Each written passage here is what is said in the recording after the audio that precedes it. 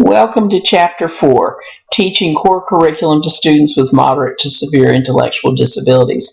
As I said in the previous video, Chapter 3 and 4 have a phenomenal amount of information in them. And so, to make it easier for you to study for your test for this week, there will be no questions from Chapter 4 on your test. It's much more information that's useful for doing your discussion and for doing your activities for the MAA-ECF. Please still view the video though, because it's good information that will help you in both of those places. To know what to study for the quiz, go back to the video on Chapter 3. In Chapter 4, they begin by talking about response to intervention. And response to intervention has two purposes in Mississippi. The first purpose is to reduce the number of students being referred to special education by using RTI as a combination of a screening technique to find students who are at risk and a set of accommodations to give support to the students who are not progressing through the curriculum at the expected rate. The second purpose for RTI is for students who go through that level of support and still don't respond to intervention, we can then refer them for assessment in special education. So for RTI, the way it works is this, that we start with all students, and we call it primary intervention because for all students, we're going to use research-based instruction. We're going to differentiate instruction based on the needs of the students, and then we're going to look for the students who do not respond to that instruction. This is what we call universal screening. Every child in the class, we're collecting information on their progress, and then we start looking at those who are not progressing appropriately, and we start giving them secondary interventions. And the secondary interventions are, again, research-based interventions, but now we are individualizing for the students who are not progressing at the expected rate. We're going to collect data. We're going to do interventions 2 to 3 times a week.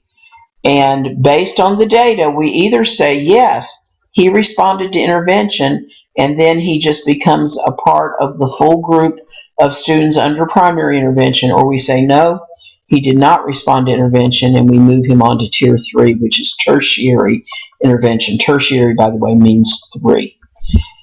And so in tertiary intervention, we're going to have the interventions more often, 3 to 4 times a week. We're going to collect more data, and the interventions we're going to do are more intensive.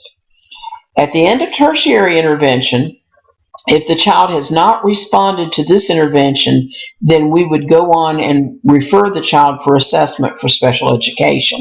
If he did respond to the intervention, we either back him down into secondary intervention to fade his support, or we take him right on back to primary intervention. One of the things you need to understand about RTI is kids may bop in and out of these different levels for their entire school career without ever being referred to special education. This has taken the percentage of kids in special education nationally from about 11% down to about 6%, so almost half. The effect has been reducing the number of students receiving special ed services by almost half.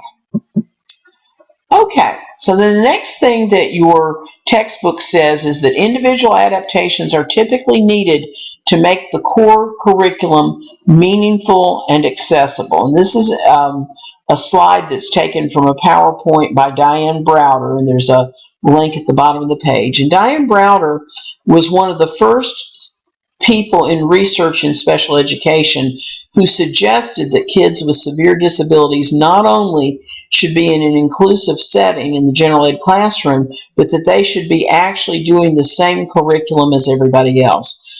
First time I ever heard this idea was at a conference called the American Council for Rural Special Education. It was in Lexington, Kentucky back in 2006.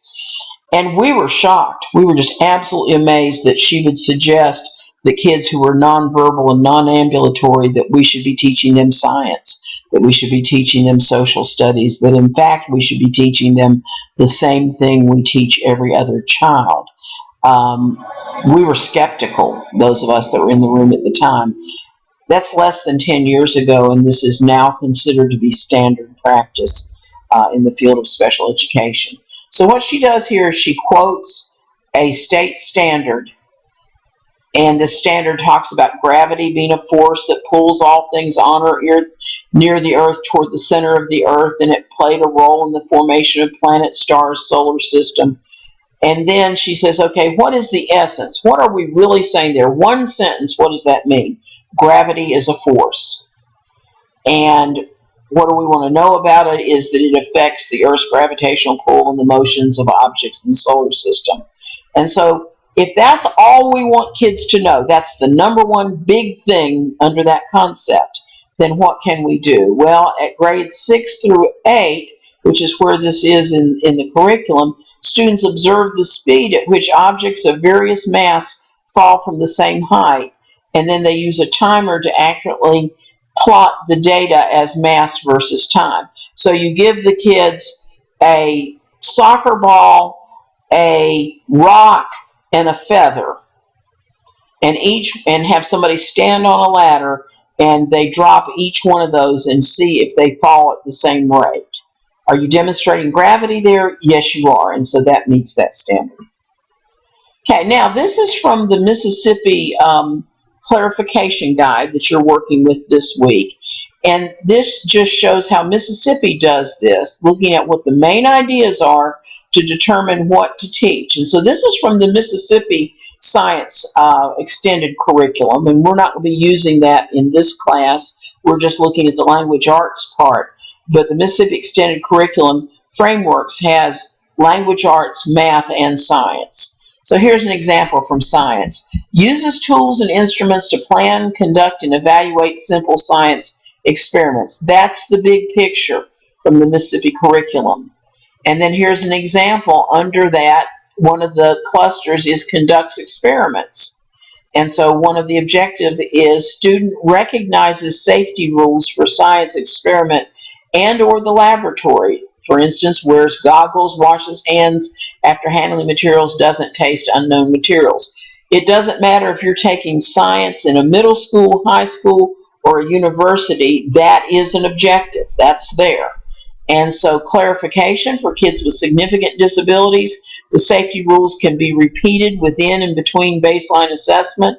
The final assessment must be presented in a different format. Items that are repeated exactly will not be scored. So it tells us how far we can go in adjusting this big idea. So here are some of the things we have to do to meet the individual needs of the student while keeping them in a general ed setting and working on general ed curriculum. First, we have physical considerations. Fatigue. A kid like Colton, remember when we were talking about the characteristics of cerebral palsy and we said that his muscles are in constant contraction? What Megan will tell you is that his doctors have said that it's as if he runs a marathon every day, the amount of muscle tension that he is subject to. So he can't make it through an entire 6 hours concentrating on academics because he becomes physically very tired by the end of the day. This affects his concentration. When you are in pain or discomfort, you know this for a fact, that you have trouble paying attention. You know that living the Delta, we all get the Delta crud. You can probably hear it in my voice today. And when you have something as simple as a sinus condition, you're not able to concentrate as well. And then you add to that, if you're taking medications on top of that to control, then that's going to affect your concentration. Balance. There are a lot of activities, like for instance working in the science lab, where you have to stand upright for a considerable period of time. Positioning, making sure that the child doesn't become uncomfortable. One of the kids that we had at the model site in Starkville was in such pain from his cerebral palsy, at the same kind as Colton, but he never had the surgery to cut his muscles. And he was in such pain that he could only sit upright for about 5 minutes at a time before they had to lie him down to do his work. And then fine motor. what is the child going to have to hold a pencil? Is he going to have to hold scissors? What are the fine motor considerations? Visual considerations, not just acuity, how clearly I see, but field of vision. If you put your arms straight out beside you, you should be able to see your fingers wiggle. And for some kids, they have field of vision where it would be equivalent to putting your arms straight in front of you and they can only see between those fingers.